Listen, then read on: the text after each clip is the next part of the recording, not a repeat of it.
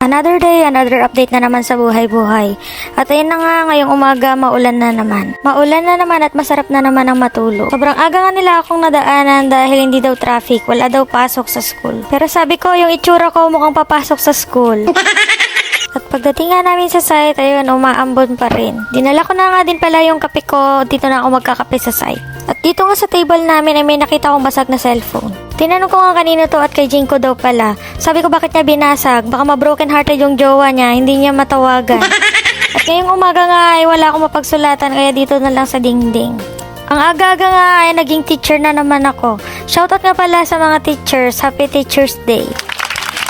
At ayun na nga, tinuturo ko dito kung paano yung layout na gagawin nila dito. Pinapa-prepare ko na nga din itong area na to para mabuhusan na namin. At dahil mahina lang naman ang ambon, kailangan pa rin namin ipagpatuloy ang aming trabaho dahil rain or shine. Wow! Malaki nga din ang tinatabas namin sa lupa kaya ilang araw na din kami dito. At sabi ko nga dahil maulan yung iba, dito na lang muna gagawa sa loob. Nagsimula na nga din kami mag-prepare sa mga door opening para maikabit na namin yung mga pinto namin. Para kapag naikabit na, malaki na naman ang accomplishment namin. Habang nag-iikot nga ako ay hindi na ito ambon, ulan na to. Nag-i-skim coat na nga din kami dito sa labas para makapag-start na kami ng pintura. Dahil medyo malakas na nga din yung ulan, sabi ko magkape na lang muna ako. Ang dala ko ng kape ay barako. Mas matapang pa sa asawa mo. Dinudukot ko nga din dito isang data ko ngayong araw. Ang patola.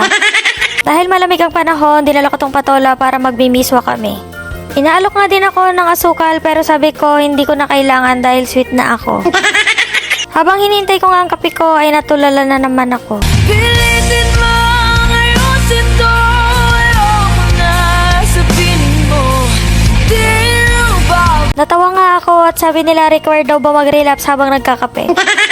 Katapos ko nga magkape ay may kailangan kaming bilhin na materyales at sabi ko dadaan na din kami sa palengke para bumili ng pangmiswa. At dahil may uling pang natira sa site, sabi ko mag-iihaw kami ng tilapia. Fresh na fresh na yung mga tilapia dito at lumalangoy pa. Pwede mo din gawing pet kung gusto mo. At syempre, kapag may ulam, dapat may kanin. Bumili na din ako ng materyales dito na kailangan nila. Para akong nagwi-window shopping lagi sa mga hardware araw-araw. Dahil medyo pabibo ako kahit umuulan nagtatrabaho ako. Nagmadali na kaming bumalik ng site at may habulin pa akong mga report. Nagmamarathon sila.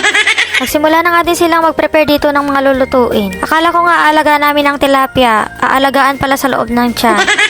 Inalamanan nga nila ng tomato, onion, and ginger. Sosyal na sosyal ang dating. Nakasalang na nga din ang miswa. Miss you, moi. At ito na nga ang finished product. Bigla nga ding dumating si Foreman kaya nagsabay-sabay na kaming kumain. Nakalimutan ko nga ding magdala ng kutsara kaya nagkamay na lang ako. Hindi naman ako maarte kagaya mo. Pagbalik nga namin galing CR, nakita ko tong kotse. Akala ko boss, yun pala nagtitinda lang. Wow! Malapit na nga din kami matapos magkabit ng spandrel dito sa dulong unit. Para tuloy-tuloy nga ang trabaho namin kahit maulan, naglagay na kami dito ng mga plastic. Nagpapawalweld na nga din kami ng framing ng hagdan at nagpapagawa na din kami ng mga railings. Pagbalik ko nga dito sa kunwaring opisina namin ay binabasa nila yung kay Forma. Tinanong ko tuloy siya kung anong result do. Malapit na din naming matapos itong harap. Inabot na din kami ng overtime kaya sabi ko magpapahatid na ako at uuwi na ako. Dumaan nga din ako ng palengke at pumili ako ng pang-ulam. Yun lang, bye!